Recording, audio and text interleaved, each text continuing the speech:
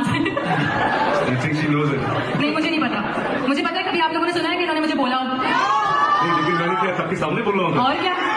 अच्छा यहाँ सामने अभी आपने रोमांस करते हुए देखा है कभी टीवी पे? औरों ने तो देखा होगा ना। बेगम के साथ घर में इतना रोमांस हो जाता है, टीवी में भी नहीं और दिखाते शिद्दत से करती हूँ ना, बीवी तो हूँ। आपके साथ मैंने काम किया है। लेकिन बात तो घुमा रहे हैं, बात तो बहुत घुमा रहे हैं। आप लोग क्या सुनना चाहते हैं? मैं अपनी बेगम से कहूँ कि आई लव यू। अरे भाई, आयजा खान ने तो दानिश तैमूर को सबके सामने बेइज्जत ही कर दिया। जब ही कहते हैं दानिश भाई थोड़ा रोमांस आयजा के साथ भी कर लिया करो।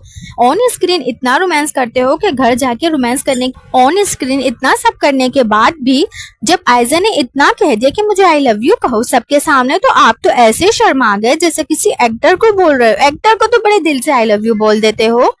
ने भी दानिश को नहीं छोड़ा, एंड तलक यही कहती रही कि मैं कोई एक्टर नहीं, तुम्हारी बीवी हूँ।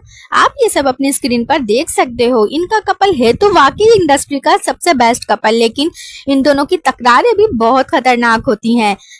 वीडियो पसंद आए तो लाइक और चैनल को सब्सक्राइब करना ना भूलें। एक